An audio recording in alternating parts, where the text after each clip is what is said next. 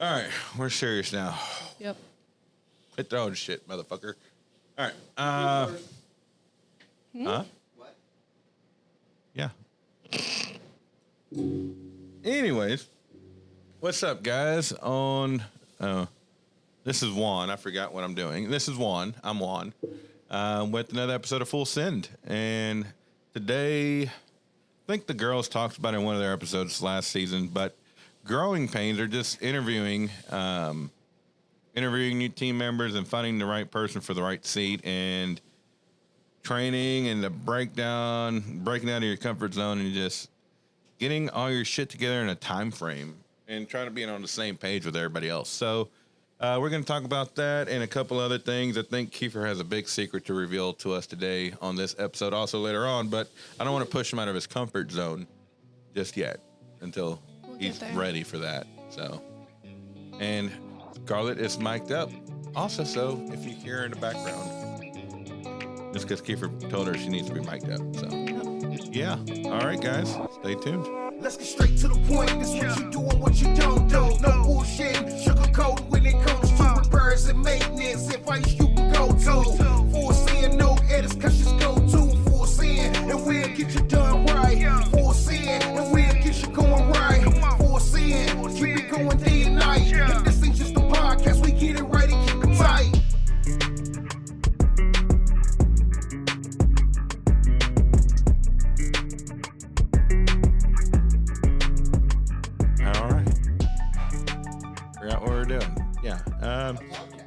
No, I know that. No shit, fool. Kiefer's coming out. Yeah, Kiefer's. Yeah, that's later on, not right now. Oh, my bad.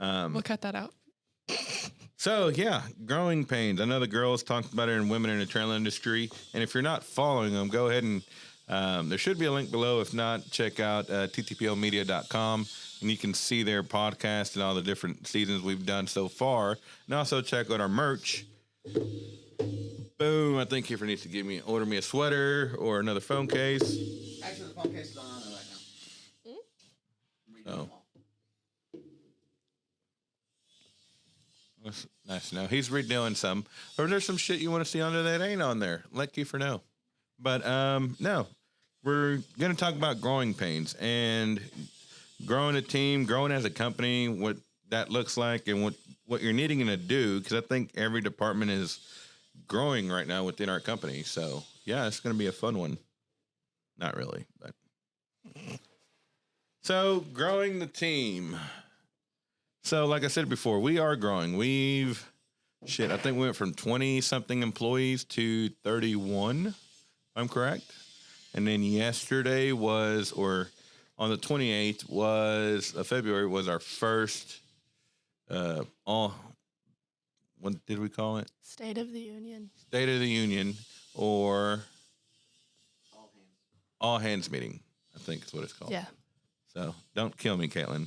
Mm-hmm. The two different names was killing me. Couldn't remember which one. But either way, we had our in-house people that are here every day. Then we also had our remote people. I was going to say external. Remote people that we work remote. They work from their house or Europe, like Tom, lucky fucker. Can I work remote and work from Europe? But no, Tom is our copywriter, by the way. But no, he's working from Europe, I think. He's in Switzerland right now. Or Switzerland. Jimmy's in California. Matt is in Florida. I didn't even go through all the names. Jimmy's in Florida.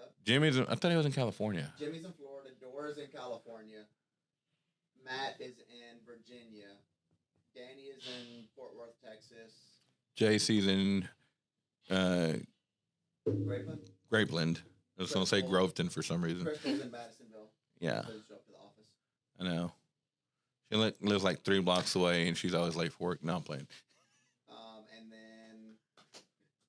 So you can't be speaking if you're not mic'd up. Yeah, sir. Oh, got him on his own. I thought Jimmy was in California, too. Yeah, I did, too. I'm sorry, Kiefer. I think he lived there at one point. He's a Florida man.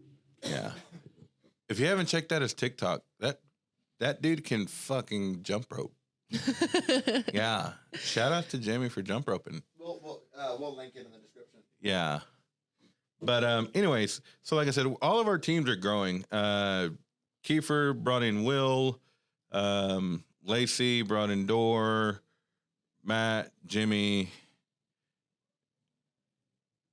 and then Caitlin brought in Danny. And yeah, I need a remote person. Everybody else has a remote person. I want a remote person. Can't really do remote fulfillment. I can do a remote. Remote service repairs. But no, I said we're all growing, and we're all went through this. And one thing that you do when you grow, you have to add more teams. And when you add more teams, you have to do interviews. And I'm not saying interviews are hard, but interviews are long.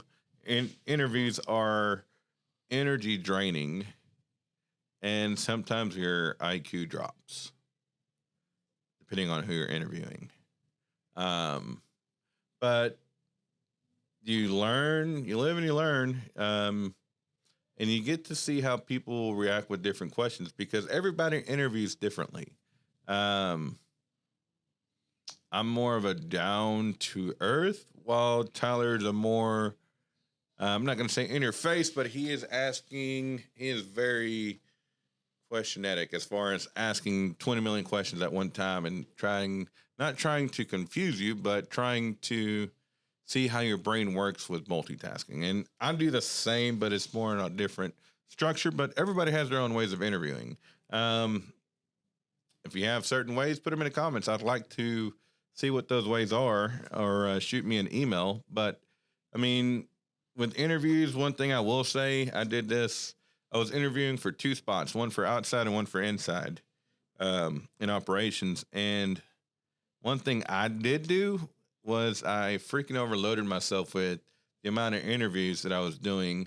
So I was interviewing for 2 spots, and it was for, I think, the first week that I had the 2 listings open, I did a total of 17 interviews. Some on the phone, some in person. And let me tell you, even Samantha and the guys outside, and I think even Caitlin and Lacey said that, were asking me, "Are you okay? You seem like you're out of there." I was like, "I am." I said, my brain does not know what I'm doing right now because I've asked so many repetitive questions that it's like I'm stuck in this lip mode that I don't know how to get out of it. But space yourself. Don't try to overwhelm yourself with the interviews that you're doing. Give yourself enough time to clear your head, process what was going on, process what all happened. And then another thing I did learn is Indeed changed their damn settings, and Indeed, you owe me $500 because, yeah, I screwed up on that one. There was a button that they added that I didn't know that was there that, yeah, in a week's time of interviews, I accumulated a $500 charge for What? fucking application. So I had to confess that one to Caitlin. I told her, like, "Hey, good morning." And she was like, "What?" And I'm like, "Fucked up." But So no, does that yeah. go into money's lost or no? Yes. Hey, man. And this goes out of my operations budget. Not money's lost. But it's a learning experience. No, I'm playing. But no, doing the interviews, give yourself enough time. You don't want to rush through them. You want to give each candidate ample time, or each interviewee ample time to kind of get to know them, not just break that first layer, but try to get them out of their comfort zone a little bit, so you can see who they really are, because everybody puts a front. I'm not saying that everybody that I interviewed, put on a front, but everybody puts on a front. Anybody can create a resume to make. Sorry. Scarlett's face was like priceless. But no, anybody and everybody can create a resume and make it seem like you're about to interview freaking Joe Biden or Donald Trump. Not to get political, but no, you can make yourself seem more than what you are on a resume, depending on how you word it, how you write it out. And, if you're looking for an inside job or if you're looking for an outside job, you can tweak your your resume to make that seem like you're the perfect candidate. So that's where you have to get them out the comfort zone, break that shell, and just get into that next level, and see how they really act with different questions. But like I said, interviewing, give yourself enough time, figure out the correct questions you want to ask when you're doing the interviews, and don't try to sell the company. Let them sell themselves. I know on some of them, I caught myself trying to sell the company to where, because at some point you get desperate and you're like, fuck, I really need somebody to fill this seat. But it's all back to like an EOS, right person, right seat. You don't just want to put anybody in that position. You want to put the perfect person who's going to push the company in the seat that they're in, push the company in the right direction to grow. So with this year, our main focus is growth and, growth, both monetary and a lot of other stuff, but you want to grow the business to where you're being profitable. So, now after you find the candidate, the downfall to hiring a new person is training. Depending on how the person is, some people are one-on-one. They want to be trained, hands-on. Some are more, I already know what I'm doing. Depending on the job that it is, you can just tell them this is what I'm looking for, and boom, they can do it. Unfortunately, with fulfillment, it has to be a hands-on because we have to show them how to package, show them how to read labels, show them where the inventory is at, show them the proper way to box, show them the proper way to stack. And then that's just the outside. On the inside, you got to show them how to determine if it's a freight order or a ground order, if it's a hot shot, if we're drop shipping, if it's express, if it's standard ground, if it's 2-day, if it's freight. Oh, and sorry, Kiefer was winking at me. I didn't know if he wanted to come on now and reveal his secret. But You're being distracting. But no, training is his own monster in itself besides interviewing. One thing that I do with my team is whoever's doing the training, I try to get them to build me like an itinerary or an agenda to where what they're trying to tackle in a time frame. So is it in a week's training? Is it 2 weeks? Is it 3 weeks? What are they going to be training on? And then it's a square. Wish I had a square. You got a piece of paper, Kiefer? I have sticky notes. Oh, sticky note will work. Okay, just a sec. I've got a napkin.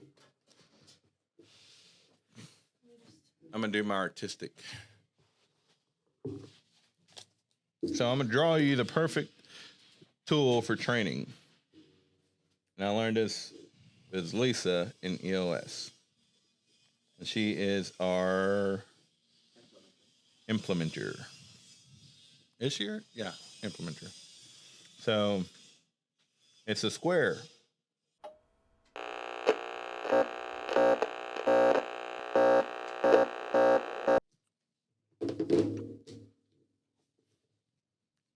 Can you see that? Back it up a little bit more. Like to where your face was. There you go. So that is the perfect training because draw a square.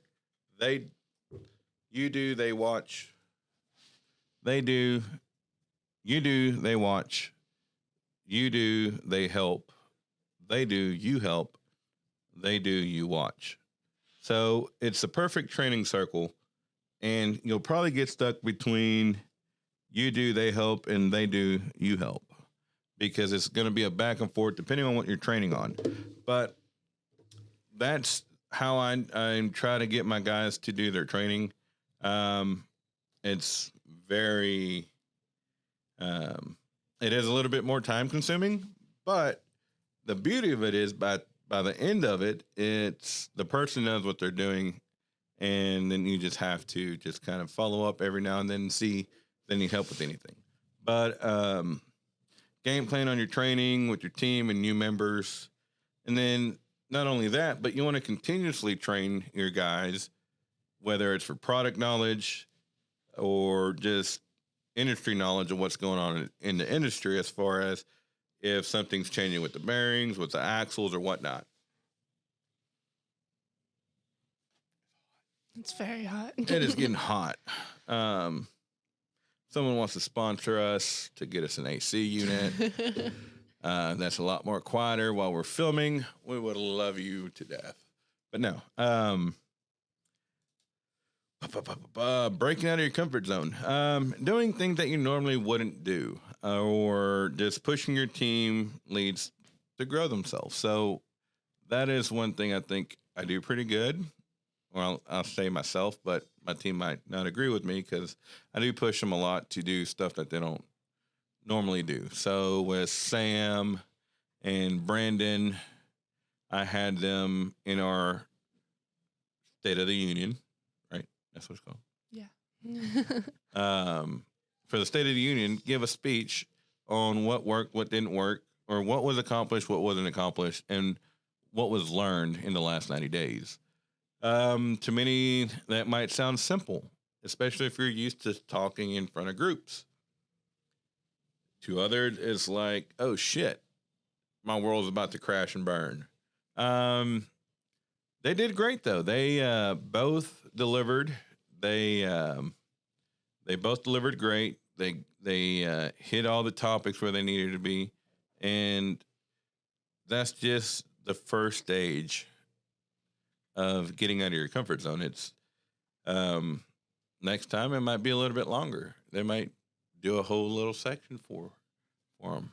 Brandon or Samantha, if you're listening, I'm sorry. Start preparing now. Start preparing now for the next quarterly meeting.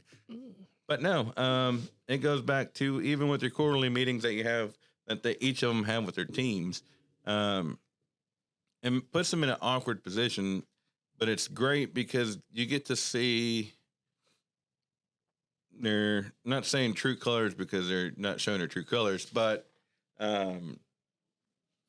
see them act out of their comfort zone and see them quick thinking and stuff like that. I don't know where I was going with that, but no,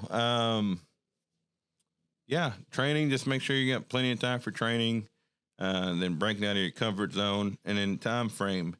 Give yourself enough time to breathe between interviews, like I said before. And even with training, you don't want to overwhelm yourself with training because training is exhausting. Training does take time. You just can't expect somebody new to get how the process works right then and there. You got to give them time, let them process it, show them how to do it, let them do it themselves, and then ask them if they got questions.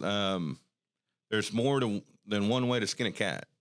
So there's not just one right way of doing it. Just because it's how you've always done it isn't necessarily the only way to do it. So, be mindful, be open-minded, and ask them questions, how it's going, how it's, what do they need help with? What don't they understand? Where else can you assist them with training? So that way, once you get all that, you're all on the same page. Your whole team's on the same page of what needs to be done, same page with the goal, same page with your metric system that you're trying to achieve. But no, that's pretty much covers it all for this episode. I'm going to open it up to Kiefer, and I'm not going to pressure him to get him out of his comfort zone. But no, it's okay. No pressure, buddy. Okay? That's the sign language for I love you too. But no, we support your decision. Yeah, we support your decision. But no, that pretty much covers it for this one. Like I said, if you haven't subscribed already, go ahead and hit the subscribe button. Well,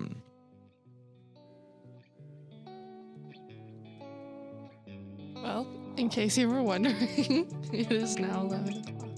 But yeah. So, lunchtime, guys. Till next time. Let's get straight to the point. This what you do and what you don't do. No bullshit, sugarcoat when it comes to repairs and maintenance. Advice you can go to.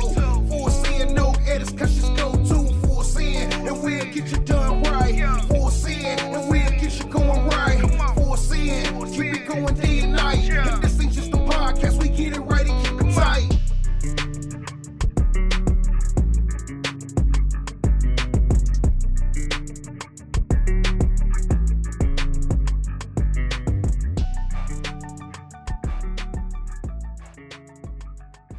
I am not a boomer. I just have blonde moments sometimes, okay? Wow, it's hot in here. Moments. Look. This one of our core values is transparent. Reverse scan is there. Hey, I have never gotten anything higher than a plus minus on transparency. It's clearly not my strong suit.